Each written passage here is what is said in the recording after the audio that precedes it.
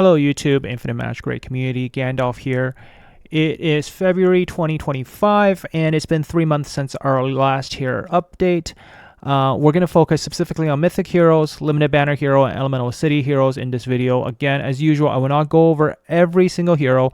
I'll focus, what has changed over the last little while. If you're looking for a more comprehensive update on some of the older heroes, feel free to go to one of the earlier tier list videos and I'll talk about them. I'll really spend a lot of time in this video talking about what are some of the changes and how has the meta shifted the strength of limited heroes. So as you are joining into the game or you have a lot of heroes you haven't obtained yet, perhaps this is what will help you consider your prioritization for which hero to build next. Again, on the screen, I'll quickly put the tier list from last time. Compare against last time, Elemental Cities really hasn't changed in priorities. There are some considerations now. On Mythic heroes, we have gotten the exclusive 4 for Nordak, Nita, and Brynhild, and there will be more reworks coming, adding exclusive 4 to all the Mythic heroes to make them stronger, so we'll see more.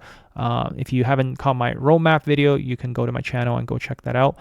From a limited banner perspective, you will see that Marie and Apsara has been added, one in December and one in January, and they really shifted the meta towards more resonance damage focused and more direct damage focused. Both of them bring very unique elements and mechanics into the game, which I'll go into more details. But first, let's cover the Mythic hero for the free-to-play player base, who are, I think what's really nice, this power boost we see to Mythic heroes really help with a lot of game content and making, free-to-player experience a little bit better in light of all the overpowered, limited heroes we're seeing. A Nordak exclusive 4, we're getting additional 60% direct damage boost. This is going to be really helpful for any team that's running direct damage because they were kind of falling behind, especially when you don't have a Jingle Bell or Marie. Your best choice is Darmu, and having that buff from Nordak really boosts things a little bit. Furthermore, they introduce a unique echo to him so that now you're able to reduce a lot of dot damage and direct damage from tenacity and mastery resistance from the echo. So that's a really nice addition to Nordak, making him more viable as a key tank in your team lineup. Nita E4 makes her much stronger in an AoE setting. She's back to the queen of AoEs, and in both PvP and PvE, you can see her wave clearing capabilities drastically increase, especially when paired up with her unique echo. She's able to spam the second skill very frequently from the passive, and when you're teaming her up with additional poison hero, she boosts passively the entire poison damage of the entire team. And if there's 3 or more, great use for PvP where she cannot be then turn meter reduced. And then Brynhild also got exclusive 4 where she's now able to proc her passive counterattack twice every time she's hit. And this really boosts the damage basically by double, but also bringing along the ability to protect your team from getting their buff stripped. So really good synergy, and the damage ramp up does make her a viable in mid game, especially against other free-to-play players where they don't have a mass amount of survivability that's offered by some of these broken limited heroes. If we're talking about just, in a non-limited hero setup, or, only with some of the free-to-play, easy to obtain limited heroes, Brynhild absolutely is a monster in PvP against those teams. And you definitely see her shine in Fair Play Arena as well. So that will be my key updates on Mythic heroes. We will see more updates later this month. I believe Nerid and Mekio are the ones kind of voted, and I think Ben Austin too. So these more commonly used limited heroes will probably see a rework very soon, boosting their power, and we get to see them. All the other ones are just falling further and further behind in terms of their usability and the likelihood of you seeing them useful in content. All right, on the right hand side, Elemental City, the priorities really hasn't changed. Momolo still remains to be key for your HP burn team, Darmu being a direct damage dealer option. O'Grady's somewhat less relevant now if you're able to get Sultra, but if you're not able to get Sultra, O'Grady still remain a very powerful boost to your HP burn teams for Sages 7 Liuli.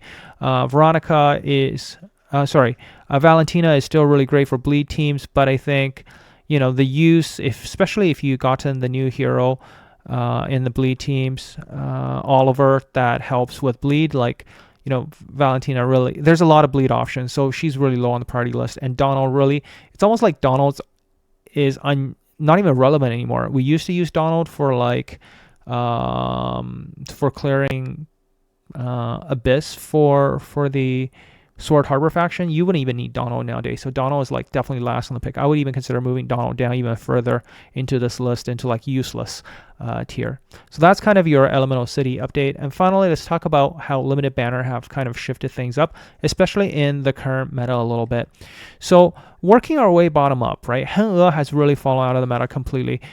She had some use in PvP, but we're getting to a point where damage is so high, it's really hard to get Hen working the way she used to work. Like, there are a couple of niche choices where you can potentially make things work. For example, pair her up with the like of Solter, where you can, have damage immunity, or pair her up with a revive team where she can really quickly ramp up damage. Because right now there's very few teams in endgame PvP where you can actually survive things. Now, if you're early and mid game and you happen to get copies of Hen for whatever reason, you're able to get copies of her. She's somewhat usable, but she will fall off real hard in end game. She's just not what she used to be from her strength perspective. She was the very first anniversary hero, and she's fallen off for now that it's been almost a year and a half since her release. Little Jack is a lot more obtainable now, I believe, I think.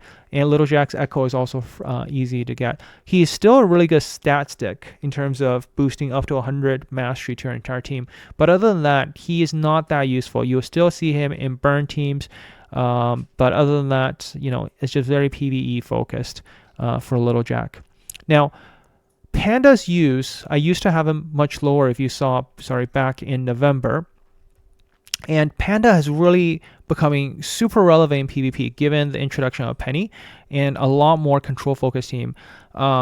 There's such prevalence in control right now that having Panda on your team absolutely is key in PvP again. Esther, actually, I would even consider Esther moving up a little bit more, just because now that we see more prevalence demand for direct damage dealer, it also makes Esther very key synergy with a lot of direct damage hero, with Marie being at the top of the list now.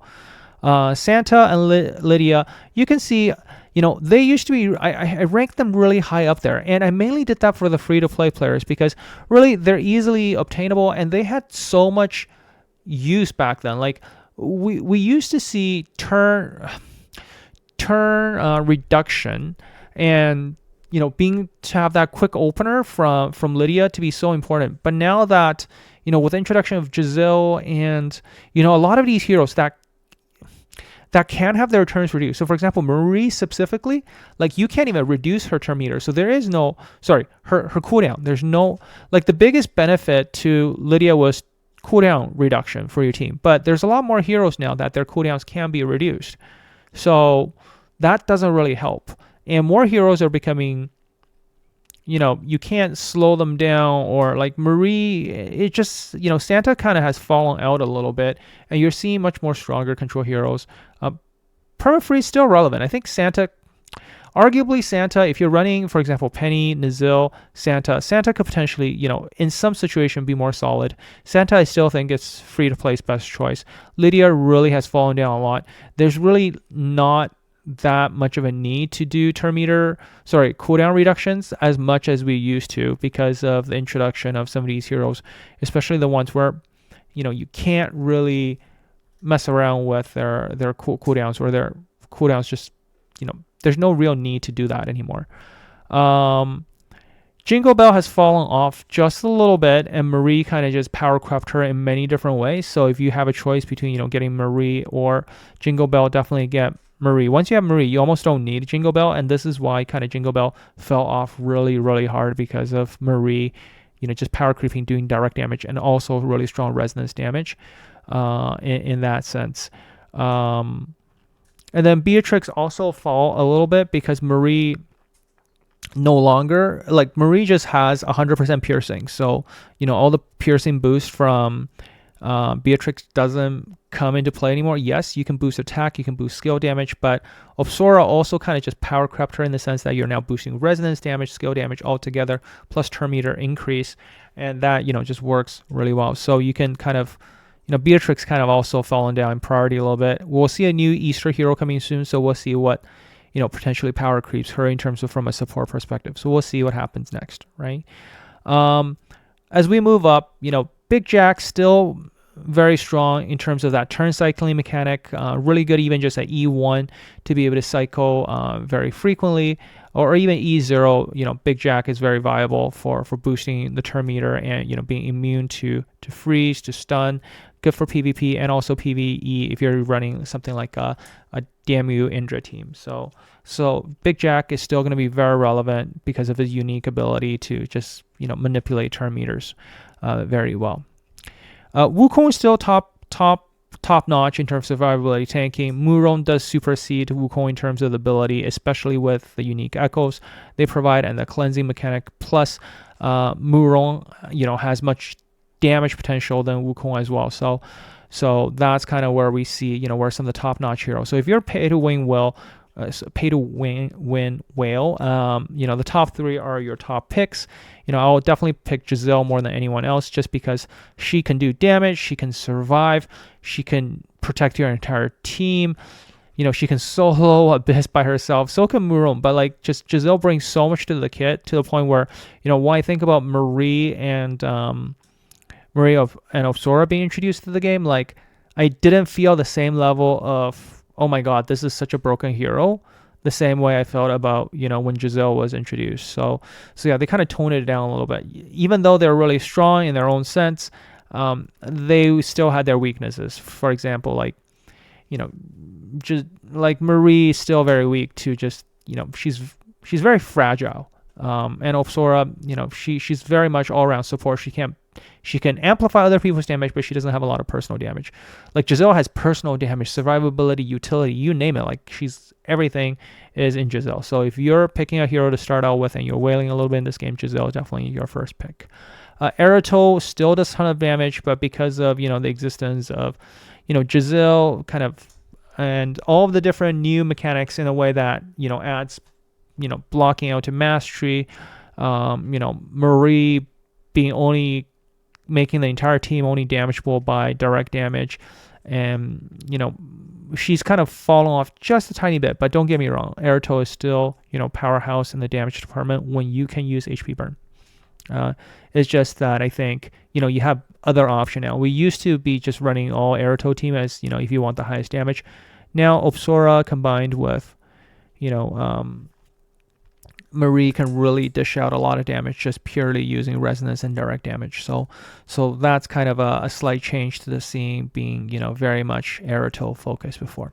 So hopefully you found this helpful in terms of getting this overall update, where things kind of fit and how, the power dynamic shifted a little bit. If you're free to play, again, on the limited hero front, I think all of these heroes are available. I think Little Jack is also in there. Sorry, these four heroes, so Santa, Esther, Panda, and Little Jack. I would suggest, if you're into PvP, Panda is almost like a top pick now. For general, still Santa's your top pick. And then if you happen to have some solid direct damage healers, probably better to get Esther now. Esther has the revive ability, which will help you get through some real tough content in terms of, just being able to revive your team back for that purpose as well. All right, so hopefully this has been really helpful. And I will catch you guys real soon when I finish the preparation for the Legends Only tier list. And I'll catch you guys in the next one. Gandalf out.